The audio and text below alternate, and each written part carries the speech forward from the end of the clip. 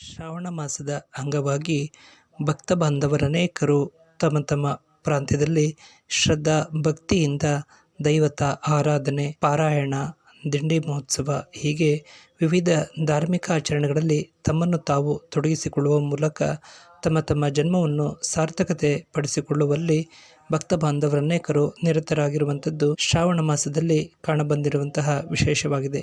ಶ್ರಾವಣ ಮಾಸದಲ್ಲಿ ಸರ್ವ ಭಕ್ತ ಬಾಂಧವರು ಕುಲದೇವರು, ಮನೆದೇವರು ಹಾಗೂ ಗುರು ಹಿರಿಯರ ಮಾರ್ಗದರ್ಶನದಂತೆ ವ್ರತಾಚರಣೆಗಳನ್ನು ಆಚರಿಸುವಂಥದ್ದು ನಮ್ಮ ಸನಾತನ ಹಿಂದೂ ಧರ್ಮದ ಸಂಸ್ಕೃತಿಯಾಗಿದೆ. ಆ ಪ್ರಕಾರವಾಗಿ ಪಂಡರಿ ವಾರ್ಕರಿ ಸಂಪ್ರದಾಯವನ್ನು ಸಂಸ್ಥಾಪನೆ ಮಾಡಿರುವಂತಹ ಕೈವಲ್ಯ ಚಕ್ರವರ್ತಿ ಶ್ರೀ ಜ್ಞಾನೇಶ್ವರ ಮಹಾರಾಜರಿಂದ ರಚಿಸಲ್ಪಟ್ಟಿರುವಂತಹ ಜ್ಞಾನೇಶ್ವರಿ ಗಾಥಾ ಪಾರಾಯಣವನ್ನು ಭದ್ರಾವತಿ ನಗರದ ಶ್ರೀಕೃಷ್ಣ ರುಕ್ಮಿಣಿ ದೇವರ ದೇವಸ್ಥಾನದಲ್ಲಿ ಭಾವಸಾರ್ ಕ್ಷತ್ರಿಯ ಸಮಾಜ ಹಾಗೂ ಭಜನಾ ಮಂಡಳಿಯವರ ಸಹಕಾರದೊಂದಿಗೆ ಭಕ್ತ ಬಾಂಧವರು ಭಾಗವಹಿಸಿ ಪ್ರತಿನಿತ್ಯ ಜ್ಞಾನೇಶ್ವರಿ ಪಾರಾಯಣದ ಸೇವೆಯನ್ನು ಸಮರ್ಪಿಸುತ್ತಿದ್ದಾರೆ.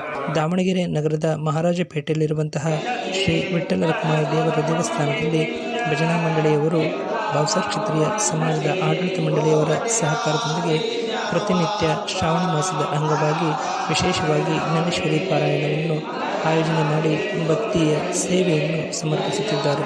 ಹಾಗೆಯೇ ದಶಮಾಪುರದಲ್ಲಿ ಪಂಡರಿ ವಾರ್ಕರಿ ಸಂಪ್ರದಾಯದ ಜ್ಞಾನೇಶ್ವರಿ ಪಾರಾಯಣ ಸಪ್ತಾಹವನ್ನು ಆಯೋಜನೆ ಮಾಡುವ ಮೂಲಕ ಭಕ್ತಿಯ ಸೇವೆಯನ್ನು ಸಮರ್ಪಿಸಲಾಗುತ್ತಿದ್ದು, ಹಾವೇರಿ ನಗರದಲ್ಲಿರುವಂತಹ ಶ್ರೀ ಪಾಂಡುರಂಗ ರುಕ್ಮಿಣಿ ದೇವರ ದೇವಸ್ಥಾನದಲ್ಲಿ ಭಾವಸಾರ್ ಕ್ಷತ್ರಿಯ ಸಮಾಜದ ಭಕ್ತ ಬಾಂಧವರು, ಭಜನಾ ಮಂಡಳಿಯವರು, ಸೇವಾಕರ್ತ ಸಂಘಟಕರೆಲ್ಲರೂ ಸಂಘಟಿತರಾಗಿ ಶ್ರೀ ಜ್ಞಾನೇಶ್ವರಿ ಗಾಥಾ ಪಾರಾಯಣವನ್ನು ಶ್ರದ್ಧಾಭಕ್ತಿಯಿಂದ ಆಯೋಜನೆ ಮಾಡಿ ಸೇವಾ ಕಾರ್ಯವನ್ನು ಸಮರ್ಪಣೆ ಮಾಡುತ್ತಿರುವಂಥದ್ದು ಶ್ರಾವಣ ಮಾಸದಲ್ಲಿ ಕಾಣಬಂದಿರುವಂತಹ ಜ್ಞಾನೇಶ್ವರಿ ಪಾರಾಯಣ ಸೇವೆಯ ವಿಶೇಷವಾಗಿದೆ.